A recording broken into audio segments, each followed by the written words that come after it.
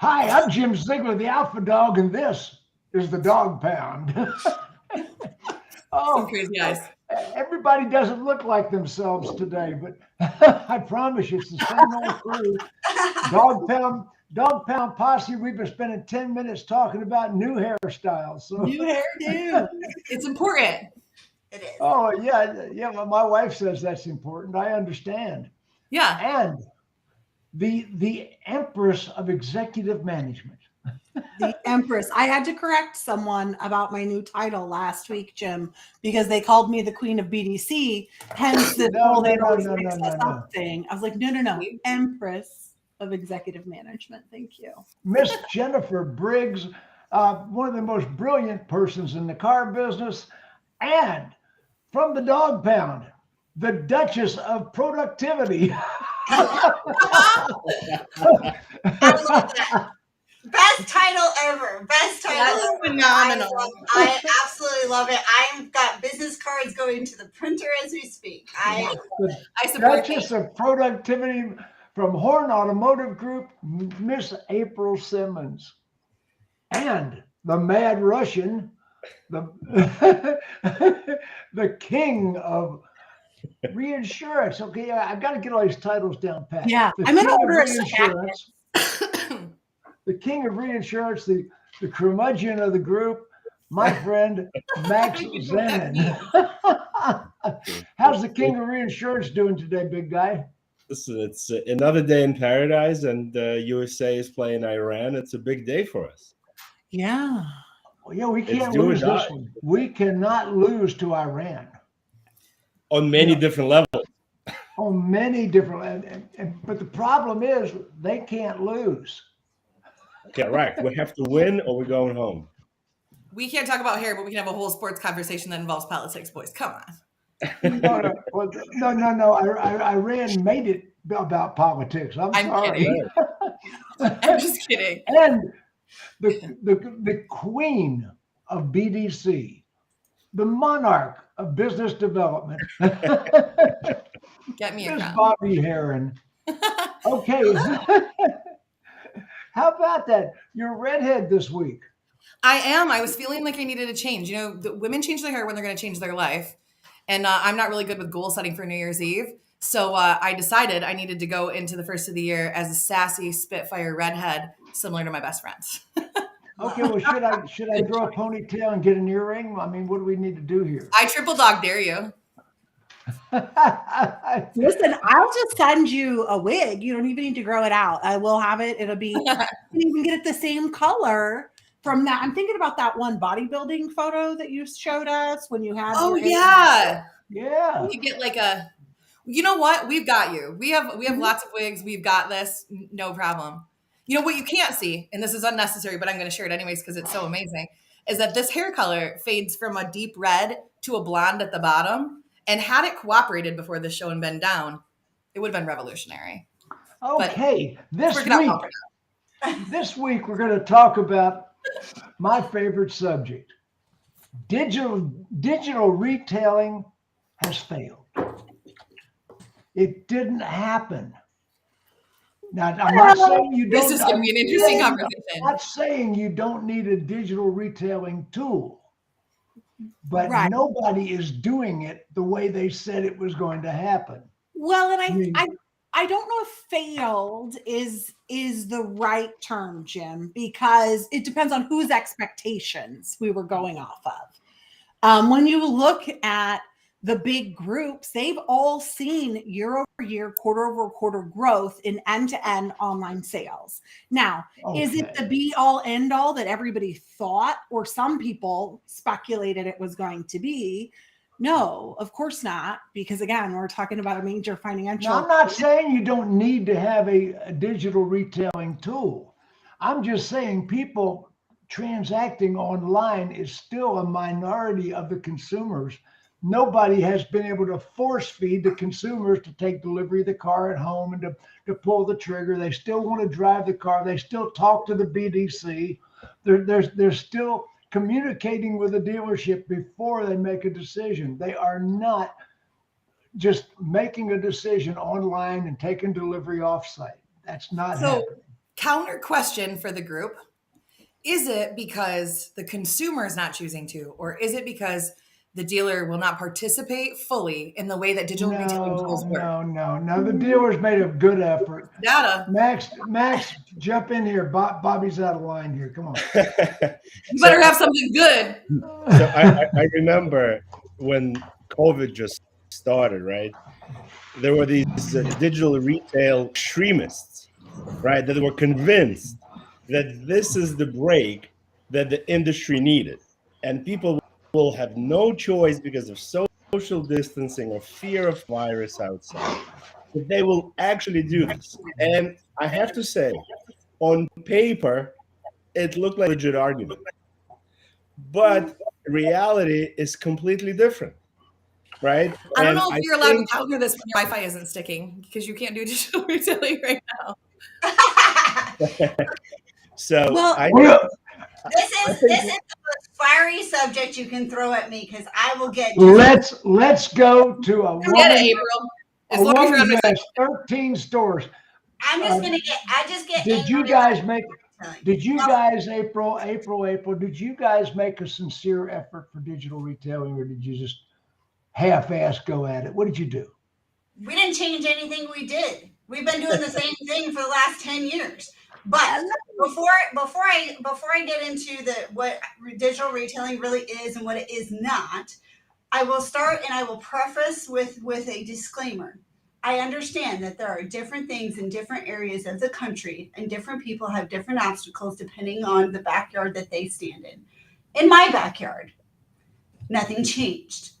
First of all, while we didn't shut down, and I will tell you, this is where I get feisty. In April of 2020, I had every OEM screaming and yelling about how we had to have digital retailing and the end-to-end sales and this, that, and the other. Oh, the manufacturers pushed all the chips in. Yes, they did, right. Dumbasses. Right. Now, I've had my digital retailing tools for over a decade. So when I say I didn't change anything, it's because we already had digital retailing tools.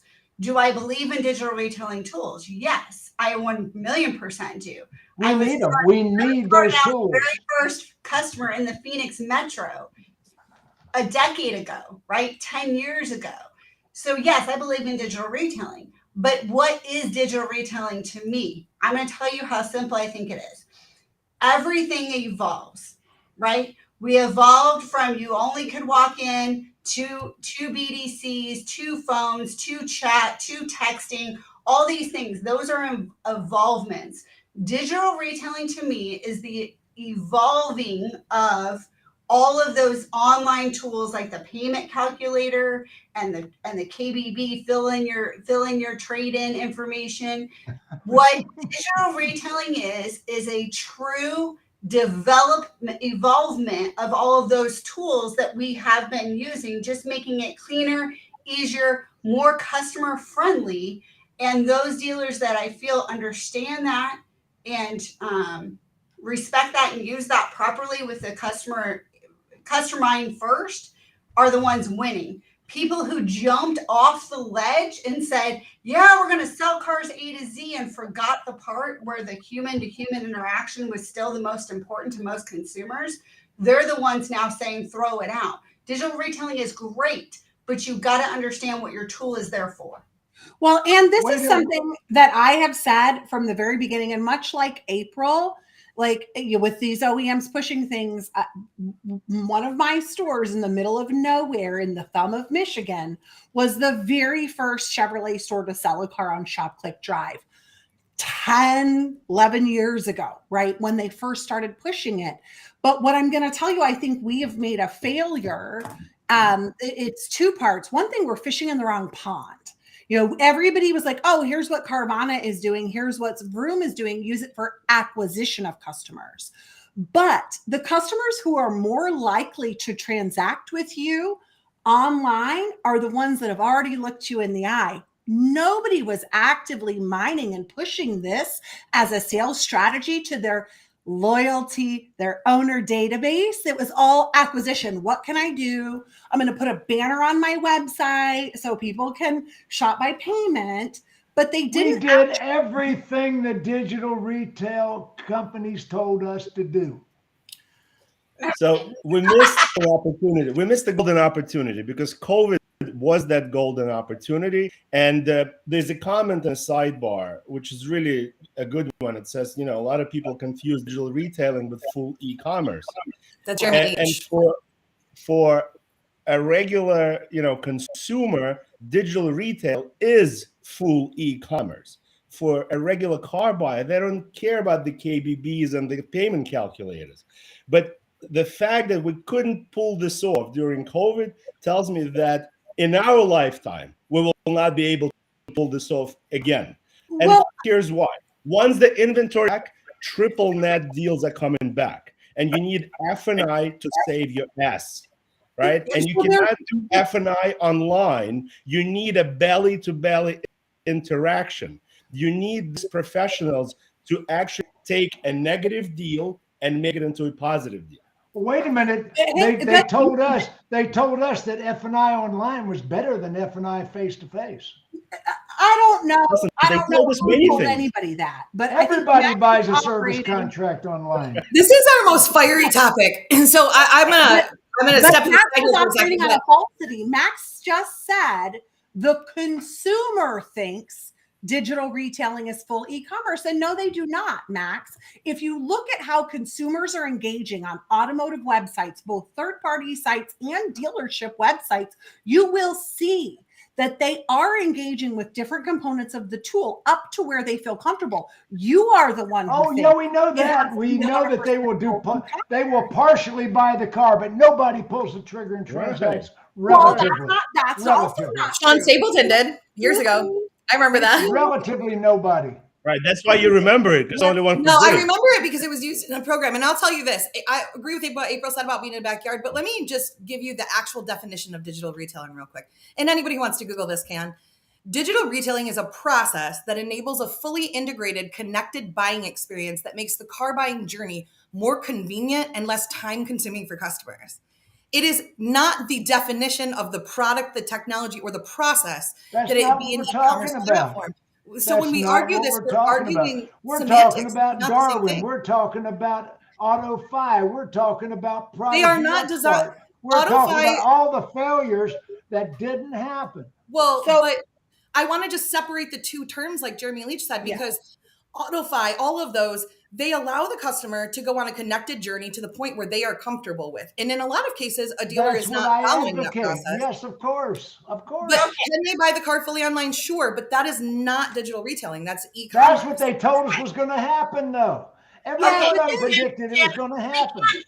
Didn't happen. Vendors who jumped on a bandwagon. You failed. You failed. We have an FTC that has to make rulings right now about people mismarketing things online. Do you believe that if they had to do that right now, that the dealers are actually following through with what the process says?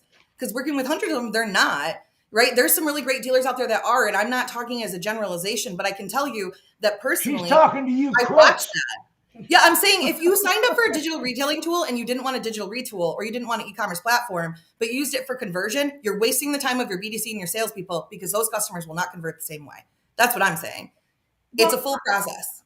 Yeah, I totally disagree with that, like 150,000,000%, because again, and I say this in my backyard, we actually, and here's what's cool. I'm going to tell you, I use Car Now, and they actually have now a GA4. The ability, the event tracking is so deep, right? Yeah. So I not only can tell what customers are engaging with the tool where, but I can see exactly where they started dealing with right tools. And as I look at least at my data, because I do believe in facts, not feelings, right? Yep. So I'm looking at the data, and what the data is telling me is that the majority of the customers, to the tune of 99%, don't want to buy the car this way. They want to. 99%. Right. That's a big ass. Oh no, number.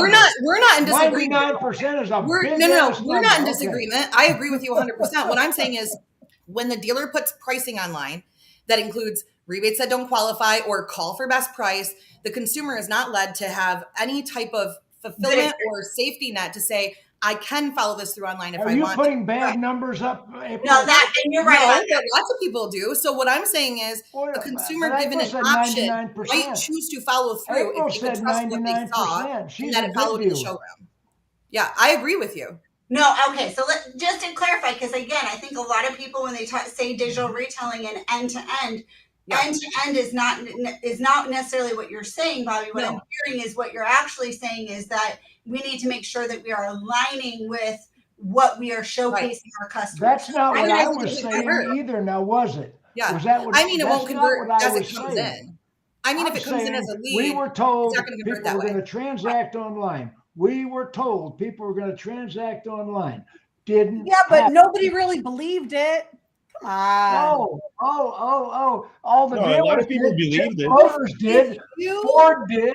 Ford bought into it. We're talking about dealers right now. Okay, look.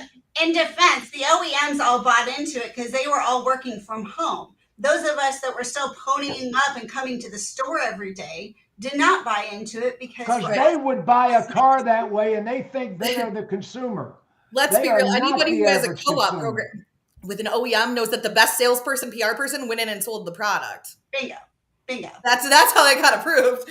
And what a great business opportunity for them to jump on a bandwagon and create a mass amount of buy-in across the board. This is fun show. I love digital retailing because digital retailing puts the right message in front of the right customer at the right time and gives them the option to convert and research in the way they want to without having to leave our site.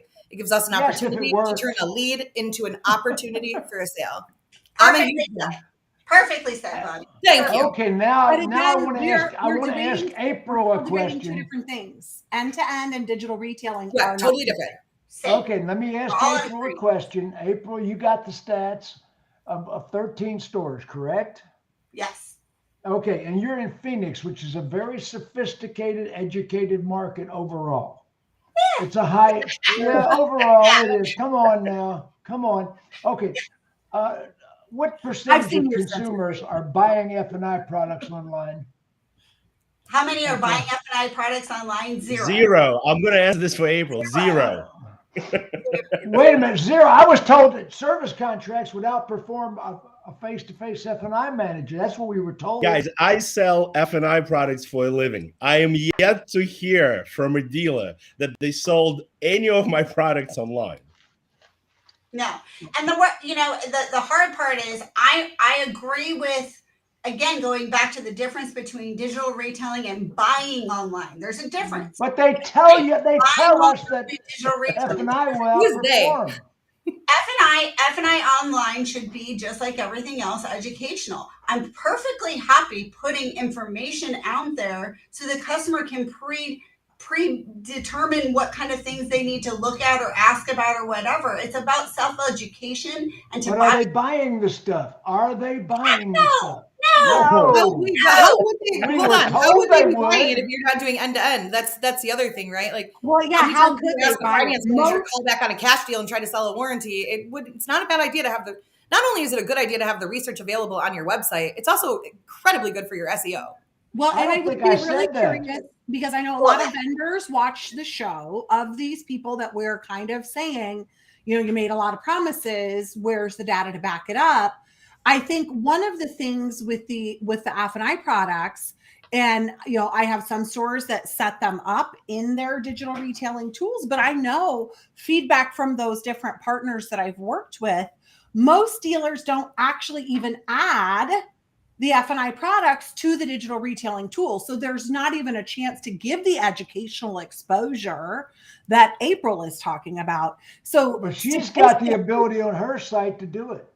Yeah, but I don't want to if I didn't have to. I'd rather only offer education and not offer any packages and pricing and stuff like that. Because just like everything else, we want to really align with a customer and make sure that they're getting the best bang for the buck across the board in those different products, right? So I don't think that it should all be out there that way. However, I do have some OEMs where I'm forced to. I don't have an option. You must put in the ability for them to buy the online product. So in those stores where it is there, I will answer a second time, 0. I like your 0. That was a solid, that was a big fat 0. It wasn't like a little guy. So if you have purchased, how many times have they clicked the button to add it to a pencil? Never. 0. Never. Never. If you don't have it preloaded. Let me ask Jennifer a question. A lot of my stores, they do add at least tire and wheel, some different products that the consumer, but I see it vary brand by brand and in different parts of the country. We don't see the end-to-end purchases, but I do want to share, as we're talking about statistics, I think a lot of times when we look at what is going to be coming in the market, especially with used car values rapidly declining, I think we are going to have to broaden our backyard a little bit.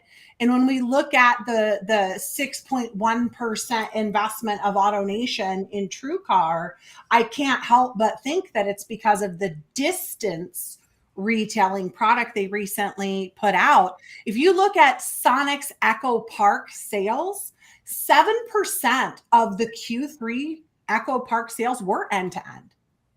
100% online, end-to-end. Now, that is a 39%. That's not a number that I would be proud of. It's slaughtering everybody else's We're numbers. talking about what some of the people will do a minority of the time. Yeah, but we're not talking about what most of the people will do most of the time.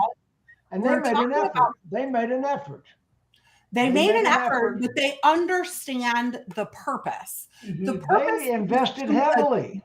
They did invest very heavily. They got 7%. 7%. No. You misunderstand the statistic.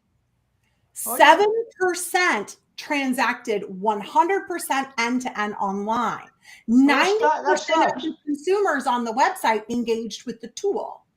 So, but again, I never said they wouldn't engage with the tool. I never said that. I want to have the tool. I tell everybody, buy one of the digital retail tools, but don't believe the crap they tell you. Now, Jennifer, I got to ask you a question. I love how spicy you know the answer to, Jennifer. You know the answer. What do I say about stats? Figures lie when liars figure. Well, I'm not figures lie when liars figure. Stats and data are not the same thing. 5 of the largest automotive group Q3 sales statistics right here in front of me in preparation for the show. Okay. So because is a true statistic. I did not prepare, so I'm just going to co-sign my belief in her. And we all know, as the certified business analyst, accidental car guy, I don't mess around and insert a different adjective there if we weren't on the show with data and statistics, because what it can do is it can show us how to prepare. And I don't think you should ever, no offense, vendor partners, I don't think you should ever believe wholeheartedly what they tell you. It's a sales Any pitch. vendor. Say it again. Louder for those in the back. It is a sales pitch. They are going to say whatever they need to get you to sign the contract. What you need to do is understand how this can help you to reduce the friction for your customers transacting. Well, Jennifer, in any way they choose. Let me get a word in for a second. 1 second. I interviewed all of the major so-called digital retail tools that were out there. I interviewed every one of them. I got every one of them. I interviewed, I'm not going to name them. We know who they were. I interviewed 5 of them. Every one of them said that, well, when you install our tool on your website, if you install our tool on your website, your F&I penetration will go up. We will sell more service contracts than that. Every one of them said that. So every single one of them. April, is that happening? Finance managers sell finance products, sir. Highly trained finance managers sell finance products. Yeah, well, every single one of them said F&I penetration would go up if you put our digital retail on your site. Is it though? How many people have an increased KPI on their F&I tool penetration in the office for products that they now have knowledge of? But, I don't know. Jim. Now that is, I was just going to ask the same question. I don't know. I was like, now to clarify, I can't tell you if penetration goes up because customers come in and they're less guarded about the product because I don't know. Nobody watches the videos. I've had them privately admit that to me one after another. Hey, well, actually, nobody's watching them. But and of the ones that have guaranteed that I have, and I did a similar. I did a similar research project where I actually did a request for product information over 17 digital retailing softwares. And the only time there was a guarantee was with 3 of the different vendors that instituted a very strict on-site showroom process as well, not just for installing the tool on the website. So it's a connective point where you're setting that expectation online and then making sure that you follow up with the in-store process that the consumer sees. Those are the ones, in at least the evaluations I did, that were guaranteeing an increase in PVR. Now, see, I was talking to Brian Kramer when they were selling 500 units a month back when he worked for Germain Toyota of Naples before he became a communist and went with cars.com. But anyway, back when Brian was working for the dealership, they were using Prodigy. I believe they were using Prodigy, which turned its name to Upstart. Bad move. But anyway, they changed their name to Upstart. They should have stayed Prodigy. There's a reason for that. And when they're done and ready to roll it out, you're going to love it. Okay. I like Prodigy. I like it a lot. I like AutoFi. You know, even Frickin' Tech has its good points. But the point is, nobody is using it the way they sold it. And the manufacturers thought it was going to happen that way. No, Brian Kramer told me that yes, they were using that digital retail tool in the showroom when people, you know, they were using it as a showroom closing tool. I agree with that, but relatively few people will ever transact totally online. I like something you just said something. I want to make a different point. Hold on. How easy it is. No, we're not losing what he just said. What he just said, you all heard it, right? They're not using it the way it was sold to them. Right. Let me just leave that there for a minute. So I want to make a simple point. The dealers are so gullible that you can sell them anything. And digital retail is the prime example, right? They all bought it. Right, even though people that are selling it have never ever worked a single day in F&I, right? Gullible is not the right word. Yeah. Can I give a pro tip real quick? I'm gonna just give a dealer pro tip real quick. Gullible, you need to go up a tier. Yeah, I need to give you guys a dealer pro tip real quick, okay? If you're a dealer, here's a pro tip for you. Adding in a new piece of technology when your process and your people are not prepared to utilize it and to fully convert it is a waste of money. That doesn't mean it's a bad product, and it doesn't mean that it won't work. Bobbie, you are 100% wrong. You are so wrong. It's true. And here's what I'll tell you. Nope, Bobbie, I'm so right. And here's what I'll tell you. You're blaming on the dealership and the people. It's a problem of. It's not that the dealership and the people are not the problem. Yeah, I mean, right. You're selling it as the dealership. But there's problems on both ends. There's problems on the vendor side and there's problems on the dealer side. And everybody is to blame for it. But let me give you this pro tip, people. All right, here's my pro tip for you. If you are working with a CRM, I'm going to use Vin. We all know that I work with Vin a lot, so I'm going to throw it out there. Doesn't mean I love everything they do, okay? If you are working with Vin, you have the ability right now in your system to turn any closed RO, which funnels in every single night using op codes or really anything you want. You want to put a star on it? That counts too. From that, you can filter out things that are sent out to customers. So for example, you can create an automation drip that goes out to a customer who's about to come out of warranty that automates every night. And when they reply, and you should do it before this, since everybody wants to talk about how relationships matter, if you guys would get on the damn phone, that'd be helpful. When they reply back, pick up the phone and work out some plus business on some service contracts instead of trying to stick a piece of technology on your website and then gauge it based on car sales at the front of the house. F&I products are meant to be sold by F&I professionals. Research should be done before. A customer should be able to play with the tool to see if they can afford it or if they have questions or so they know what to research next. And if you don't provide it, your competitor will. And then they'll follow them around with data so they don't come back to your website. How about, while we're always talking about how great the F&I managers are in the world, and I was one of them for a long time, so let's put this out there. Pick up the damn phone and call a customer from service, walk your ass back there and have a conversation and work the service drive like sales does. Or let's try this. Just do 5 tasks a day in your CRM and you probably wouldn't need a tool. Wait, hang on, Bobbie. Okay. You mean you actually expect a finance manager to log into a CRM? I believe the finance manager is the best professional in the store to explain and sell the product. I agree with We Max. need to sell.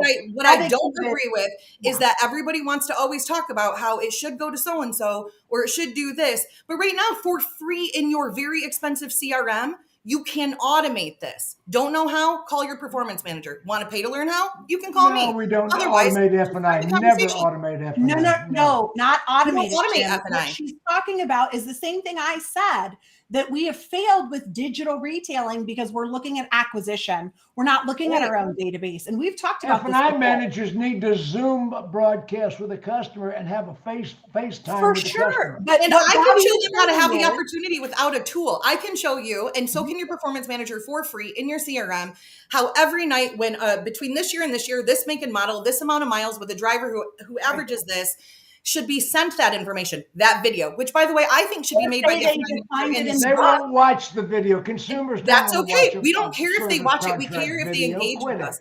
The video is not designed to sell the product. The video is designed to humanize the person so that they can be trusted for a conversation about finance over a Zoom. And it's free. And if you're already paying for the tool and you're not also doing this, you're not doing it right. Right. So we're beating up on digital retailing software companies. Bobbie is just some of them deserve it. And I've put dedicated. I just got a couple of texts. I just got a text. I have to say something. Let me say something.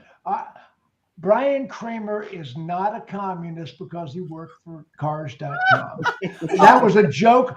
Brian Kramer is a personal friend of mine, and I've called him a communist. He's a personal friend of most of ours. I do not mean that he really is a communist. That was a joke. Ryan, we're glad you're tuned into the show, though. Thanks for watching and hanging out with us. You could have joined us today. Okay. But that is an excellent point that Bobbie is making. And it's not just at the ROs. And if someone's coming to certain intervals where they're going to be at an end of a contract, yes.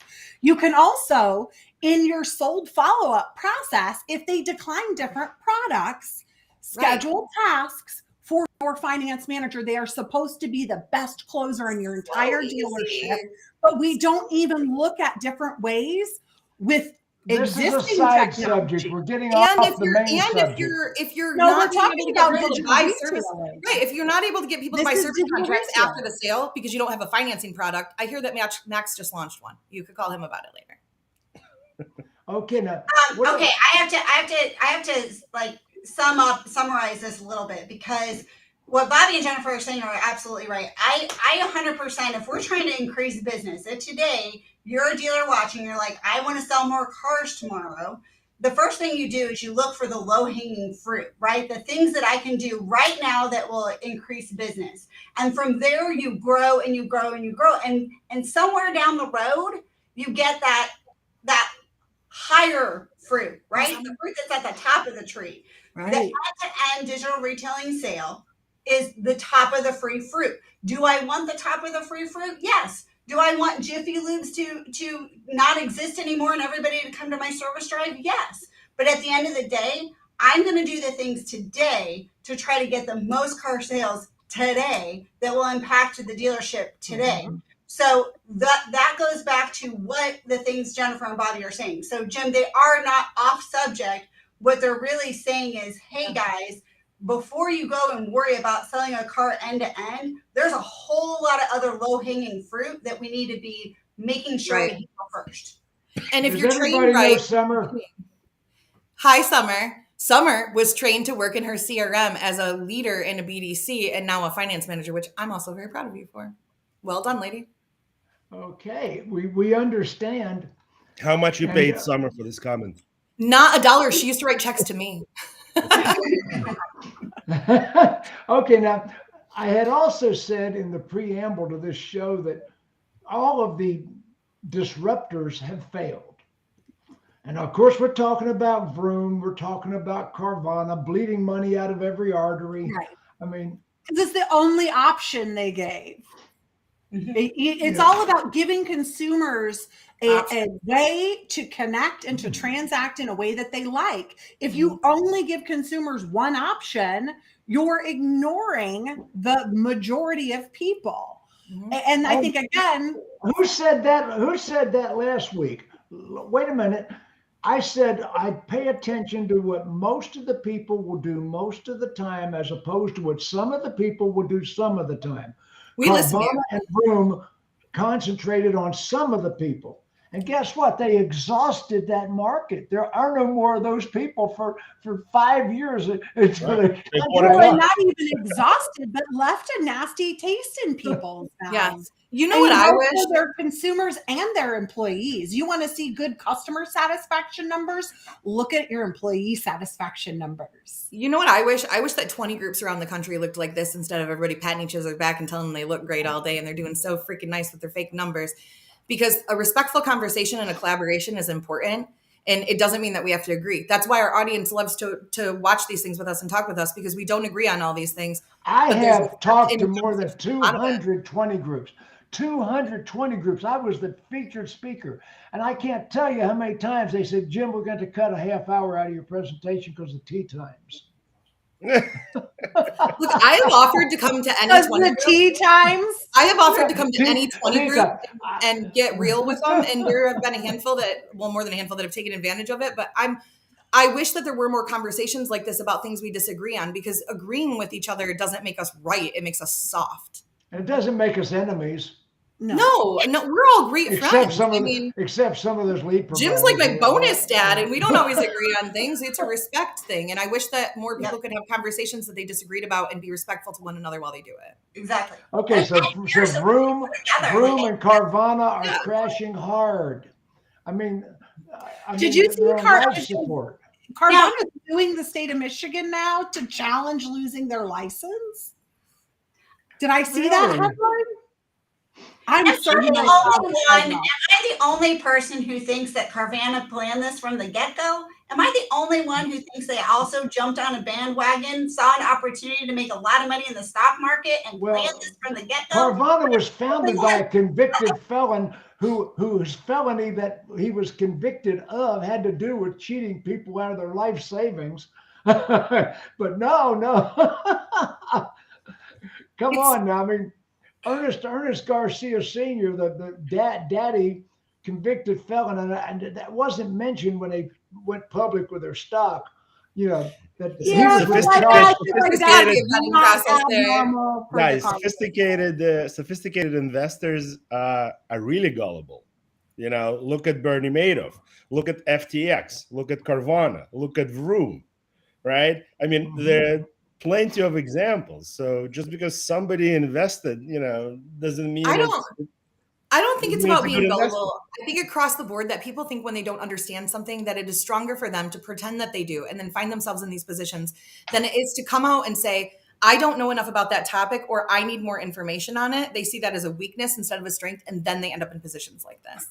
I don't know everything, and I am not afraid to tell you when I don't, and I'm not afraid to ask. And my company isn't crashing and burning right now. So seems like a pretty solid business philosophy to me. Yes. I thought, Sorry, we just scored. Oh, did we score? Okay. Yeah. Okay. Are you watching the soccer match? I am. I told He's you. our sports reporter today.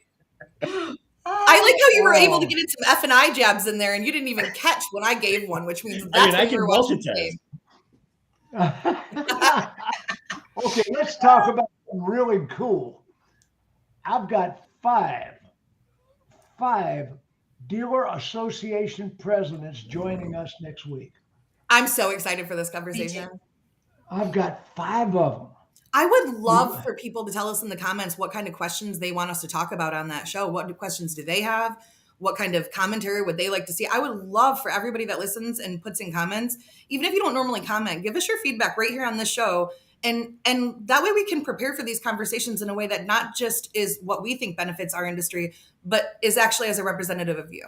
I've got Don Hall, who's been on before, From who's been Virginia. a personal friend of mine for 25 or 30 years. Don Hall and I go way back.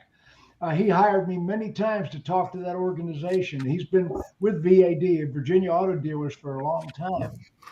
We've got Jared Wyrick from West Virginia. And the reason I have the West Virginia Auto Dealers Association on, because they are taking on forward heads up about the splitting corporations on their dealers. Okay, we have Bob Okonewski who has been on before, Mhm. and Bob is from the Massachusetts Dealers Association. And we have, okay, I've got to get these names correct. Hang on one second. I feel like we have another Bob. Jason Wilson, Yeah. from the Kentucky Auto Dealers Association. And once again, these are people that are taking on the manufacturers heads up. And we've got Marty Milstead from the Mississippi State Dealers Association. So we got 5 high-powered dealer association presidents, all who have one thing in common. They're taking on the manufacturers with their organizations. That's coming up next week, December 6th, 2 p.m., right where you're watching this broadcast right now. Yeah, that's going to be a good one. And I think the important, if you can't join us live for the show, like Bobbie was saying, some questions would be helpful. But ultimately, especially like we had the president of the National Automobile Dealers Association a few weeks ago. And the biggest thing we need to do from a dealer perspective is to be more involved and find out what's going on and how it's going to impact us. So I love that, because we've said before, what are your dealer associations doing to help you further this? So now's an opportunity, not only if you're in Virginia, West Virginia, Massachusetts, Mississippi, or Kentucky, but anywhere, to start asking those questions and find out what's happening in your state. Yeah.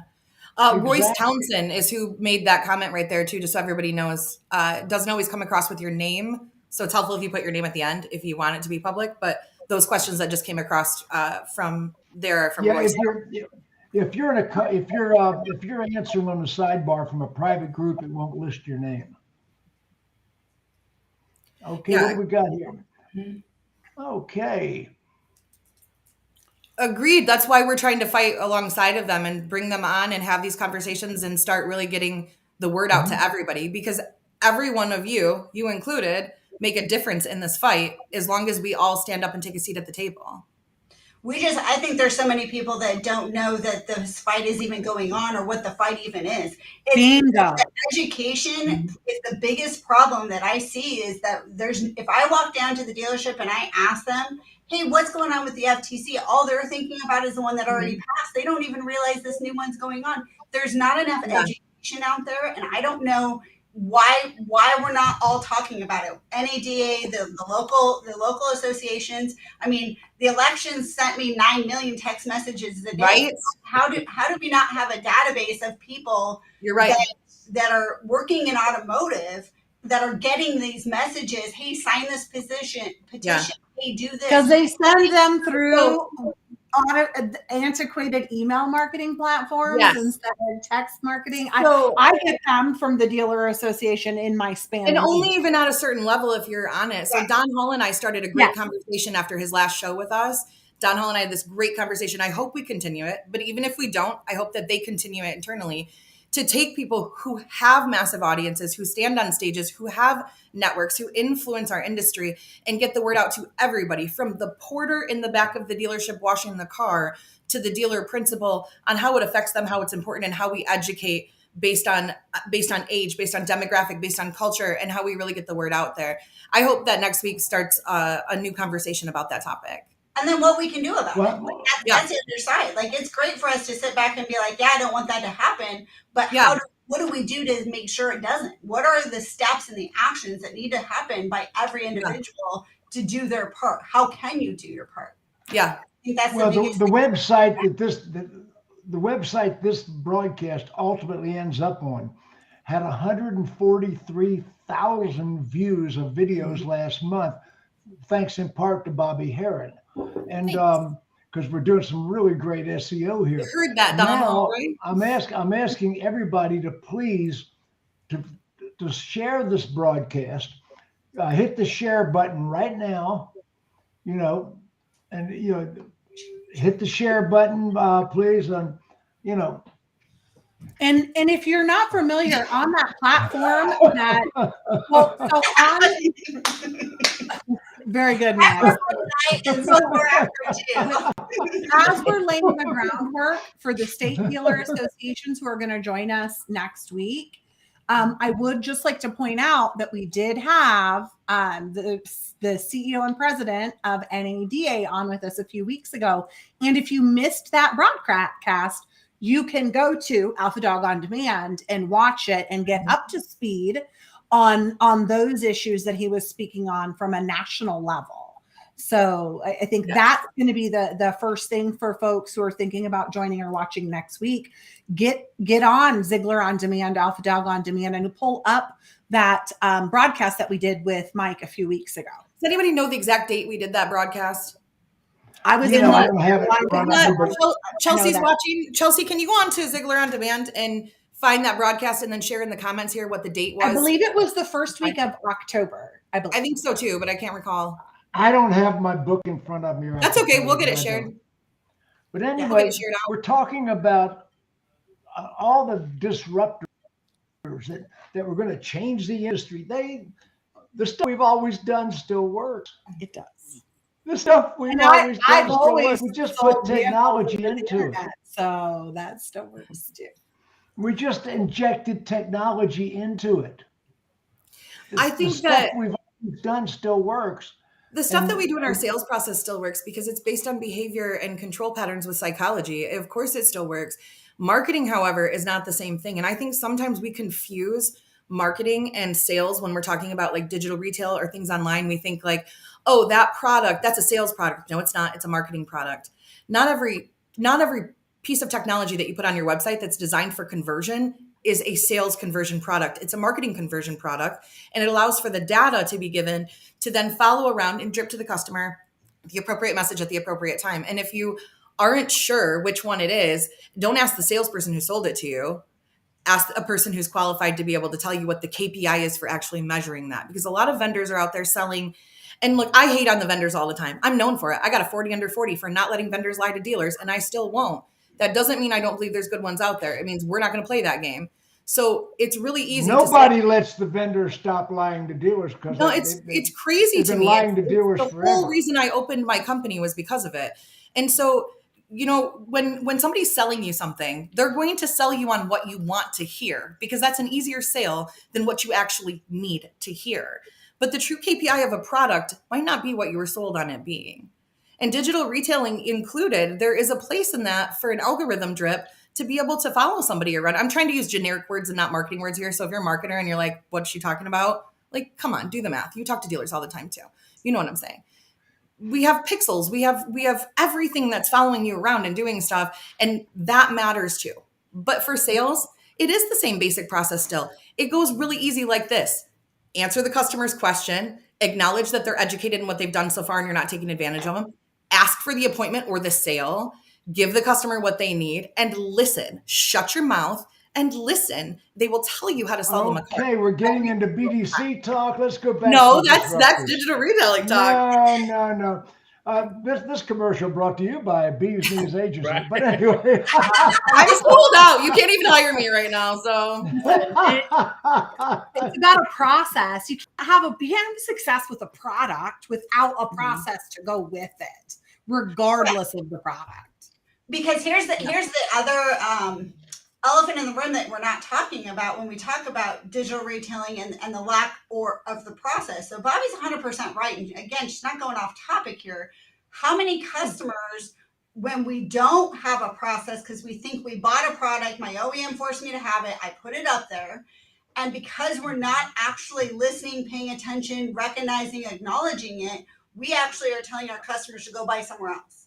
Right? It's not even so much about the gain, it's about the loss. So I think you have to, when we talk about KPIs, there's the performance of the gain, but there's also the performance of the loss. You have a lot to lose. If I have a digital retailing tool that's telling a consumer that I'm going to give them 13 grand for their trade, and then I have a BDC agent who calls them and is like, hey, great news, I give you 9 grand for that trade. And we don't even recognize or acknowledge the conversation that they had with our tool on our website, we just lost a sale, right? So there's communication both ways. And what we have to look at it as, if a consumer walks into your showroom and they say, hey, I was on KBB and KBB said I get 12 grand for my trade, what do we do in turn with that?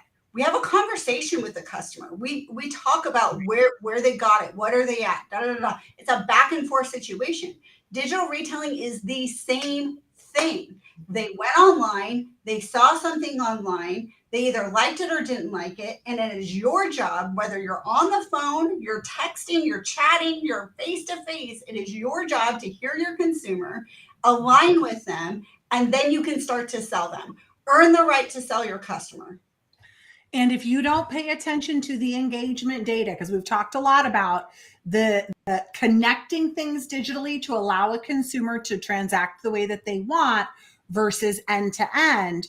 And I had asked a question earlier of April, how many people are clicking certain buttons? Because to her point on the trade, if that customer says to us in the middle of the showroom, I went on KBB and I saw this for my trade, instantly we know what's one of their hot points, right? But how many people are looking at that data inside of the digital retailing lead that comes into the CRM? Your customer's telling you, you just have to listen, whether it's a digital trail or right in front of you at your desk or on the lot. You have to pay attention in order to know. They will always tell you how to close them. Nothing has changed there. Yep. One thing we said earlier is that the manufacturers are making us use certain vendors. I'm going to make a statement. Everybody pay real close attention here. There are middle management people with some of the manufacturers, middle management people working in executive positions with some of the manufacturers. I'm not going to name them, and there's obvious reasons, who are on the take under the table from vendors to push their products. No. Yeah.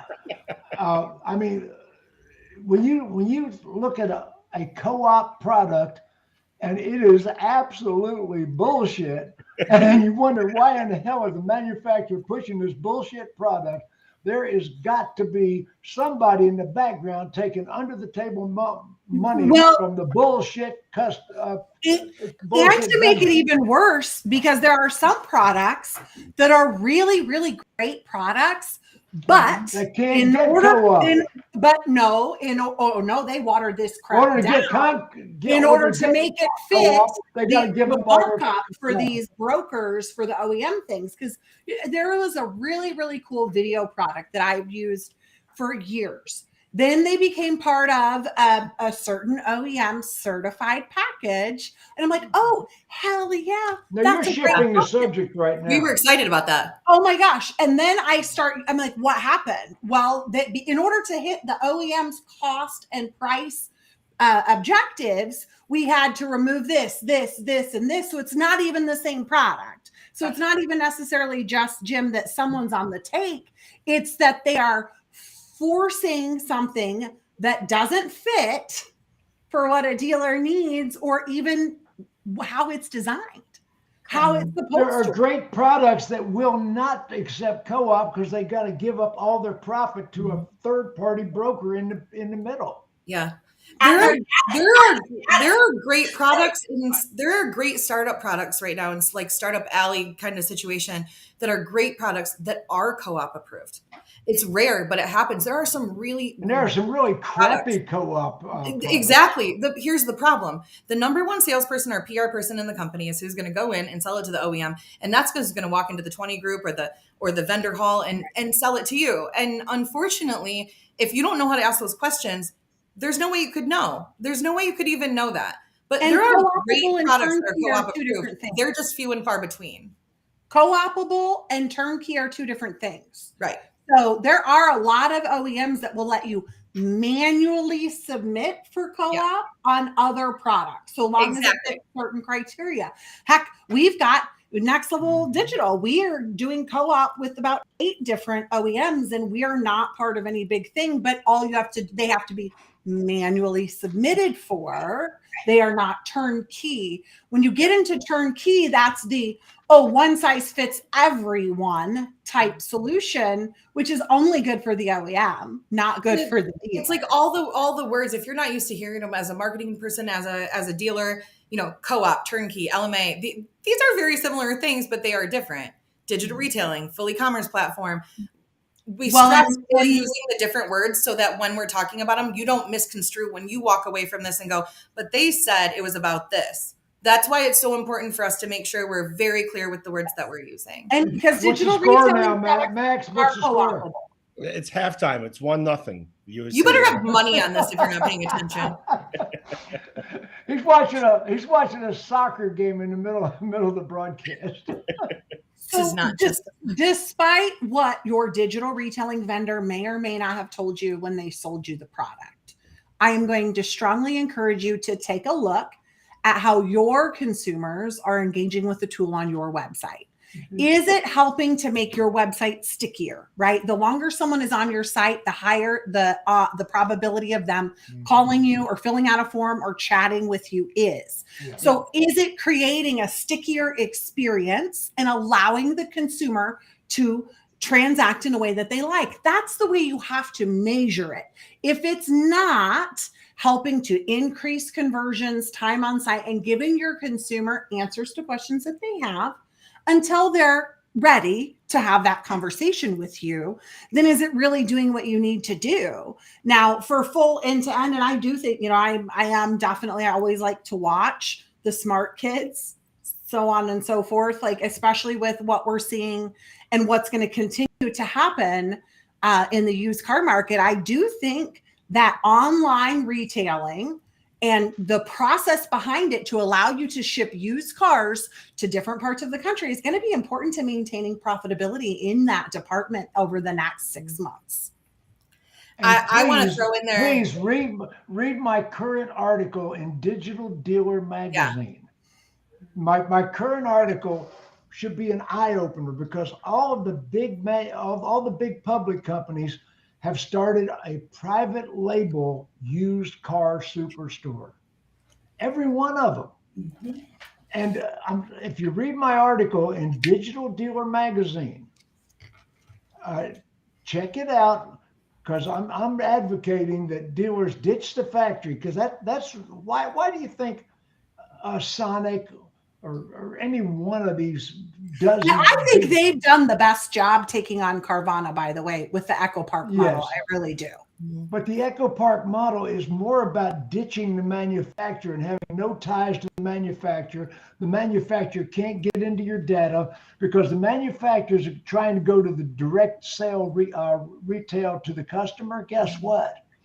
If you ditch the manufacturer and they don't have any dealers all of a sudden, we're in the used car business. Now, I'm telling every dealer needs to start.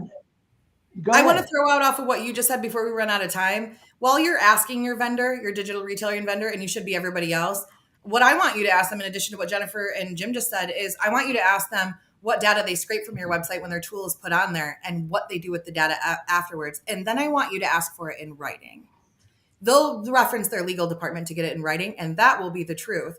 And when you see how dangerous that is, that should be a factor in the tool that you choose, regardless of the conversion rate or the success level, especially since we have major dealers going into business with vendors right now. How do you think Car Gurus became such a big deal? They offered to list your listings for free and you let them. And they're not such a big deal anymore. That's another vendor that's crashing. They are for SEO, and they make it 10 times more expensive, if not more than that, for every dealer out there to do theirs. Well, they do, but as far because as we let them, as far as succeeding internally, they're not a success in my book. But anyway, ladies and gentlemen, this has been the Dawg Pound, and I fully endorse and respect Bobbie's right to be wrong.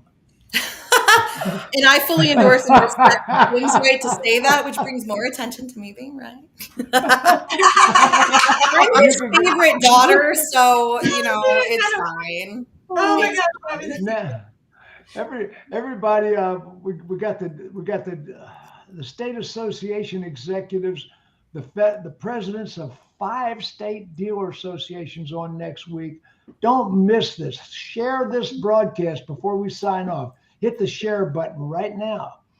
Okay, everybody, wave goodbye to the audience.